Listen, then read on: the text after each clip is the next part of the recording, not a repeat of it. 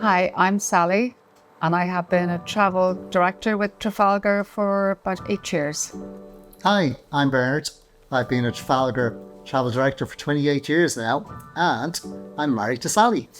Hello, my name is Shane, and I've been a travel director with Trafalgar for about 6 years, and I am Sally and Bernard's son. I started working as a local guide initially, and gradually as the boys got older and it was sort of safe to leave them in the house without the whole place being knocked and wrecked, I started working as a travel director. When I left school, I went down and got a trade as a locksmith. After about 5 years, I felt I needed to see the world a little bit. So I went off travelling, backpacking around Europe, but I found out very quickly the money ran out. And so hence I ended up actually getting a job in tourism.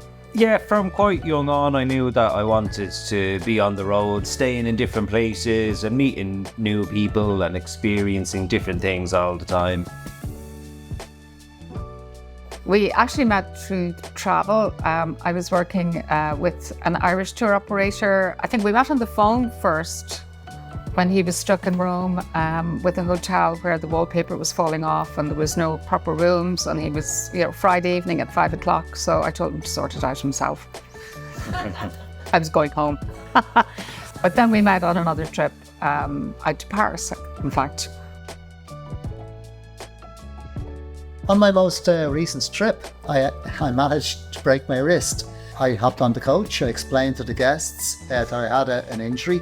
I did put it to them that I would be contacting the office and to letting them know if we could get a replacement. But they all stood up with a round of applause, saying they would be very, very happy if I were to carry on as a travel director for the duration of the trip. However, the following morning, I realised that I was having great difficulty in getting myself dressed. So in total frustration, I appeared in the breakfast room with socks, shoes, and the whole group just rallied around in getting me dressed. To me, it'll have a lasting memory forever. I had a guest I will never forget. Her name was Alison, and Alison had had a really bad stroke when she was in her 40s. With all kinds of rehab, she got to the stage where she was wheelchair bound, but she could stand and walk a few steps. Her big ambition was to see a medieval castle banquet in Ireland. Unfortunately, medieval castles do not have elevators, but she kept insisting that she wanted to do it. Every single one of the guests on board offered to carry her up those spiral staircase. It was just incredible. They were all there kind of shoulder to shoulder. We managed to get her up. She sat down at the banquet and she literally started crying. She was so emotional that she was there, that this woman had so much determination. She was so inspirational to everybody. Just nothing seemed to stop her. She wanted to do it and she did it. And it was great to see everybody rallying around, to help as well.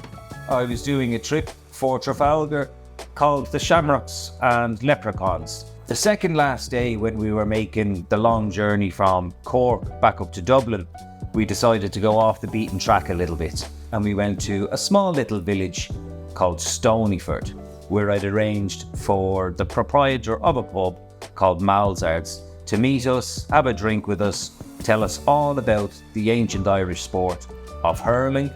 Some of the locals came in. We did a big sports demonstration out the sports pitch at the back of the pub. We had a few drinks. Local musicians came in. The kids were up singing, banging drums, playing guitar, playing sports. There was couples up dancing on their honeymoon, celebrating wedding anniversaries. The comfort stop lasted about 2.5 hours before we finally managed to drag them back out of the pub, back onto the coach again before we made our way back up to Dublin. Many of the guests, including some of the children, actually came up to me afterwards and said it was one of the highlights of their trip around Ireland.